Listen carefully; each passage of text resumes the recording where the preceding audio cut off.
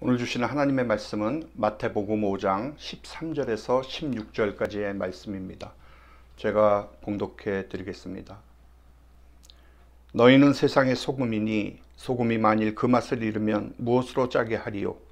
후에는 아무 쓸데없어 다만 밖에 버려져 사람에게 밟힐 뿐이니라.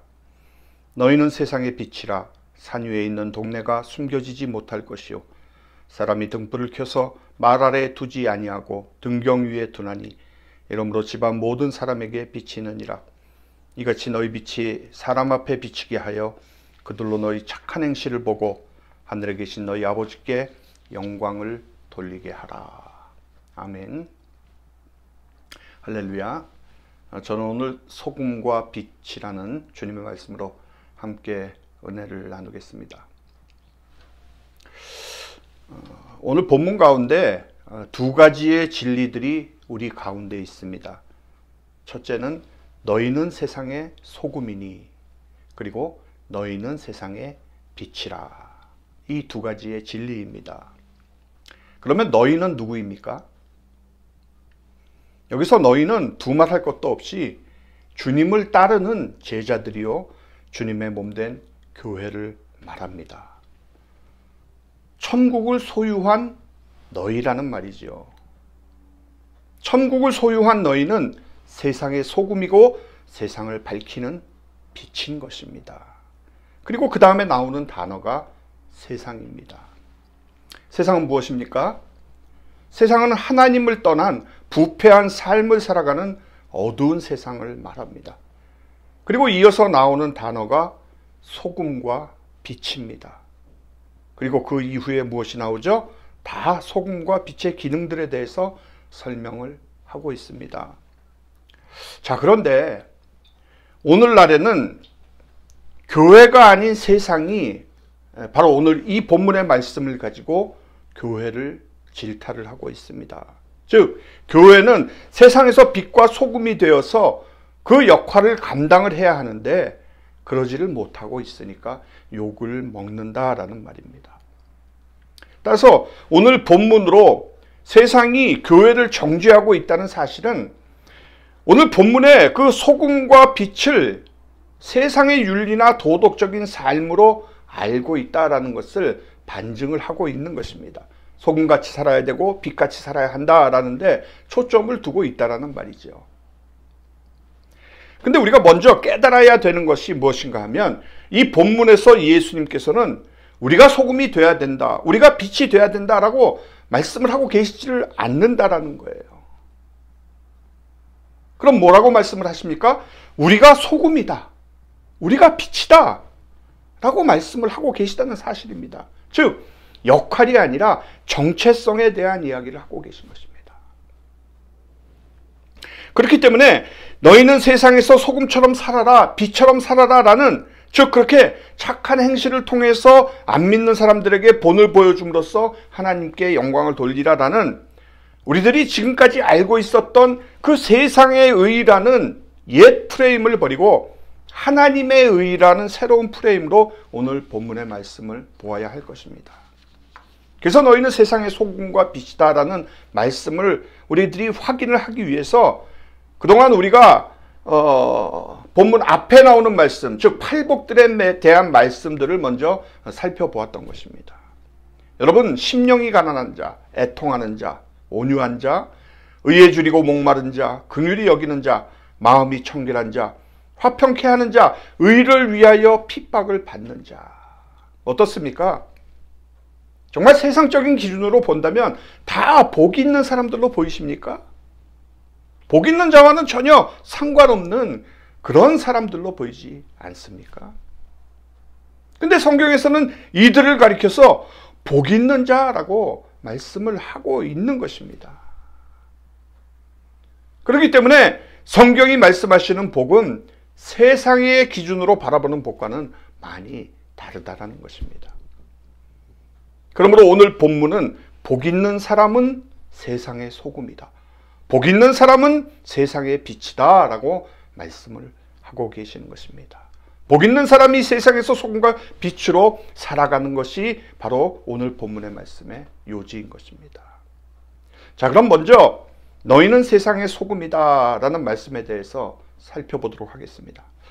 오늘 본문 13절을 보면 너희는 세상의 소금이니 소금이 만일 그 맛을 잃으면 무엇으로 짜게 하리요? 후에는 아무 쓸데없어 다만 밖에 버려져 사람에게 밟힐 뿐이니라 라고 말씀을 하고 있습니다. 여러분, 요즘처럼 소금을 만들 수 없었을 때 얼마나 그 가치가 귀했을 것입니까? 그래서 옛날에는 일꾼들에게 돈 대신 소금을 주기도 했는데, 그래서 소금이라는 salt가 일꾼들에게 주는 봉급이라는 샐러리라는 말의 어원이 되었습니다. 그러나 아무리 맛을 내는 소금이라도 우리 보고 소금만 먹으라고 하면 먹겠습니까? 소금이 가치가 있는 것은 무엇입니까? 녹고 어우러지기 때문에 그 가치가 있는 것입니다. 그러므로 너희는 세상의 소금이니 라는 말씀의 의미가 무엇인가 우리가 깊이 한번 생각을 해볼 필요가 있다는 것이죠. 여러분, 소금의 가장 강력한 기능 중에 하나는 부패를 방지하는 것입니다. 이 지구에 인류가 존재할 수 있었던 이유, 인구가 늘어남에도 살아날 수 있었던 그 이유 중에 하나가 바로 소금 때문이었습니다. 그래서 소금으로 절인 음식들, 즉 염장 기술이 아니었다면 인류는 이렇게 존재할 수가 없었습니다. 무슨 말씀입니까?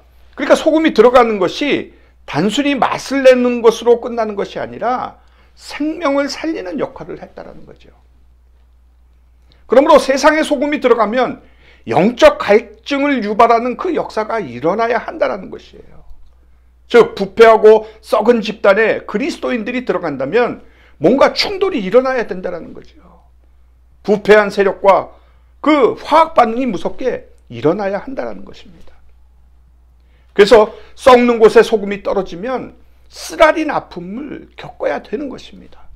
소금이 들어가는 곳에는 필연적으로 질적인 변화와 정말 그 놀라운 영적인 변화가 일어나야 한다는 것입니다. 근데 문제가 무엇입니까? 소금인 줄 알고 넣었는데 아무런 변화가 없는 겁니다. 무슨 말씀이에요? 소금기가 다 없어진 소금은 쓸모가 없다라는 것입니다. 오늘 성경에 뭐라고 말씀하십니까? 소금이 만일 그 맛을 잃으면 무엇으로 짜게 하리요? 후에는 아무 쓸데없어 다만 밖에 버려져 사람에게 밟힐 뿐이니라 라고 말씀을 하고 있지 않습니까? 즉 세상 속에 살지만 세상과 같아지는 것이 아니라 세상을 변화시키는 것, 그것이 진정한 소금의 역할이라는 것입니다. 그 다음으로 우리는 세상에 빛이 되어야 합니다. 빛은 진리입니다. 진리가 무엇일까요? 어떤 기준이 되는 것이 아니겠습니까? 여러분, 우리가 이 백화점이나 어떤 그런 몰들 또 쇼핑센터에 가면은 약도가 있습니다. 그래서 내가 찾는 어떤 상점이나 길을 찾을 때에 우리는 지도에서 무엇부터 찾습니까? 우리가 가장 먼저 봐야 될 것이 You are here라고 쓰인 그 현재의 위치입니다. 인생도 마찬가지입니다. 내가 어디에 존재하고 있는지 I am here를 찾지 못하면 인생의 목표도 인생의 계획도 모두가 무의미하게 되는 것입니다. 여러분은 지금 어느 위치에 있습니까? 여러분, 세상에는 두 종류의 사람이 있습니다. 빛이 되어주는 사람과 빛을 보고 따라가는 사람입니다. 예수님은 오늘 우리에게 뭐라고 말씀하십니까? 너희는 세상의 빛이라고 말씀하십니다. 우리를 부르신 이유를 아주 명백하게 말씀을 하신 것입니다. 오늘 본문 15절에 보니까 사람이 등불을 켜서 말 아래 두지 아니하고 등경 위에 두나니 이러므로 집안 모든 사람들에게 비치느니라.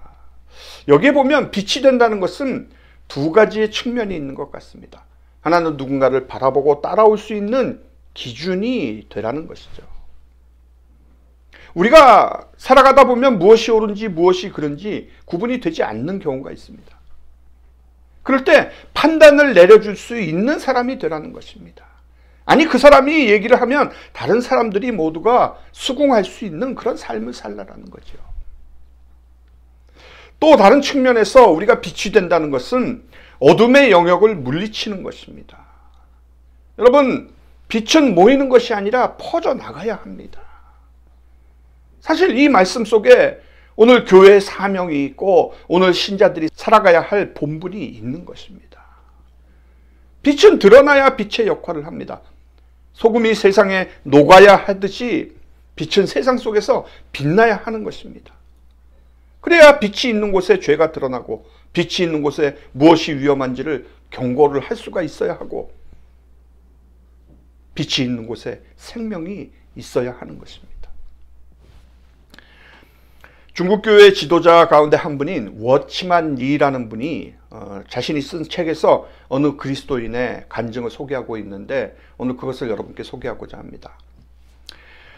그 그리스도인은 중국 남부의 구릉지대에서 벼농사를 짓는 사람이었고 그 지역 교회의 일꾼이었습니다. 그런데 벼가 한참 자라는 시기인 어느 날 아침에 자기 논에 나가서 보니까 자기 이웃 사람이 자기 논두렁에 구멍을 내서 이 그리스도인의 논의 물을 모두 빼내어 자기 논의 물을 채웠다고 합니다. 그래서 이 사람이 원래대로 물을 다시 복구해 놓았지만 물을 도둑 만든 일은 며칠을 두고 계속해서 반복이 되었습니다. 그래서 할 수 없이 교회에 와서 이 일을 기도 제목으로 내놓고 목사님과 상담을 하게 되었습니다. 항의를 해야 하는가, 싸워야 하는가, 어떻게 이 문제를 해결해야 하는가, 그렇게 교회 목사님에게 상담을 요청한 것입니다. 그때 묵묵히 기도하던 목사님께서 그에게 이런 말을 해주었다고 합니다. 형제님, 당신은 아무 잘못이 없습니다. 형제님이 항의를 해서 권리를 찾는 것은 올바른 일이라고 생각을 합니다. 그러나 형제님은 주님께서 우리가 올바른 일을 하는 것으로 만족할 것이라고 생각하십니까? 주님께서는 올바른 일보다도 더 위대한 일을 원하시는 것이 아닌지 기도해 보시기 바랍니다. 그날 밤 주님께 간절히 기도하던 이 형제가 다음날 새벽에 집을 나서서 자신의 논으로 갔습니다. 그리고 자신의 손으로 논두렁에 구멍을 내기 시작했습니다. 그랬더니 그 형제의 논에 있던 물이 당연히 그 이웃의 논으로 흘러 들어갔습니다. 그 형제는 옳은 일보다 더 위대한 일을 선택을 했던 것입니다. 그로부터 몇 날이 못해서 그의 이웃이 그 형제를 찾아왔습니다. 그리고 이렇게 질문을 합니다. 왜 당신은 스스로 내 논에 물을 대주었습니까? 이 질문을 받은 그 형제가 이렇게 대답을 했다고 합니다. 나의 주님이 그렇게 하라고 명령하셨습니다. 이 대답을 들은 이웃은 더 당황해하면서 이렇게 대꾸를 합니다. 아니, 나는 당신이 이 논의 주인인 줄 알았는데 그러면 당신은 소장농입니까? 그러면 도대체 당신의 주인은 누구입니까? 그 형제는 이렇게 웃으면서 대답을 했습니다. 네, 이 논의 주인이 저인 것은 맞습니다. 그러나 나에게는 주인이 한 분 계시는데 그분은 이 세상을 창조하신 분이시고 나를 구원하여 주신 예수 그리스도이십니다. 이렇게 시작된 형제의 간증을 듣고 그 이웃은 예수 그리스도를 영접하게 되었습니다. 여러분, 이 모든 이야기를 자신의 책에서 전해주고 있는 이 워치만 리는 이 모든 이야기의 마지막 문장을 이렇게 적고 있습니다. 그 형제는 성령의 기쁨이 충만하였다. 아멘. 사랑하는 여러분, 우리가 그 어디에서 이와 같은 기쁨을 누릴 수가 있겠습니까? 그 어디에서 이 형제가 누렸던 그 충만한 성령의 기쁨을 얻을 수가 있겠습니까? 여러분, 우리는 마땅히 옳은 일을 요구할 수 있습니다. 우리는 마땅히 우리의 권리를 요구할 수 있습니다. 그리고 그것은 옳은 일입니다. 그러나 하나님께서 하나님의 자녀된 그리스도인이 된 우리에게 옳은 일을 행하는 것으로 만족하시지를 않고 옳은 일보다 더 위대한 일을 요구하고 계시지는 않을까요? 여러분, 하나님의 아들이시오 온 우주 만물의 창조자이신 그 예수님께서는 이 땅의 왕으로 통치자로 주권자로 오시기에 마땅하신 분입니다. 그러나 우리 예수님은 마땅히 자신이 누릴 수 있고 요구할 수 있는 그 옳은 권한을 다 포기를 하셨습니다. 그 대신 더 위대한 일을 행하셨습니다. 예수님은 어린 나귀를 타고 예루살렘에 들어가셨고 급기야 자신의 목숨을 많은 사람들의 대속물로 십자가에서 내어주셨던 것입니다. 그러기에 옳은 일보다 더 위대한 일을 감당하셨던 그 예수 그리스도를 믿고 그분을 따르는 제자된 우리 그리스도인들에게 하나님은 옳은 일을 행했다고 만족하시지를 않는다는 것입니다. 옳은 일보다 더 위대한 일, 곧 마땅히 요구할 수 있는 권리와 자격이 있지만 그것을 포기하고 하나님을 위하여, 이웃을 위하여 나의 것을 내어놓는 그 위대한 일을 행함으로 정말 하나님께 영광을 돌리는 우리 모두가 되기를 바라고 계신다는 것입니다. 사랑하는 성도 여러분, 예수님은 제자의 삶을 살아가는 우리들에게 너희는 세상의 소금이라고, 너희는 세상의 빛이라고 말씀을 하신 뒤에 오늘 본문 16절에서 이렇게 결론을 내리십니다. 이같이 너희 빛이 사람 앞에 비치게 하여 그들로 너희 착한 행실을 보고 하늘에 계신 너희 아버지께 영광을 돌리게 하라. 예수님은 너희 빛을 사람 앞에 비치게 하라라고 말씀을 하십니다. 그렇다면 어떻게 우리가 이 세상의 빛을 비출 수가 있겠습니까? 예수님은 분명하게 말씀하십니다. 그들로, 곧 세상으로 하여금 너희 착한 행실을 볼 수 있도록 하라. 그러면 그들이 우리의 착한 행실을 보고 하늘에 계신 우리 아버지, 곧 하나님 아버지께 영광을 돌리게 된다라는 말씀입니다. 이것이 제자의 삶이요, 하나님께서 우리에게 원하시는 참된 그리스도인의 삶의 모습인 것입니다. 우리 모두 다 이와 같은 은혜가 저와 여러분에게 임하시기를 주님의 이름으로 축복합니다.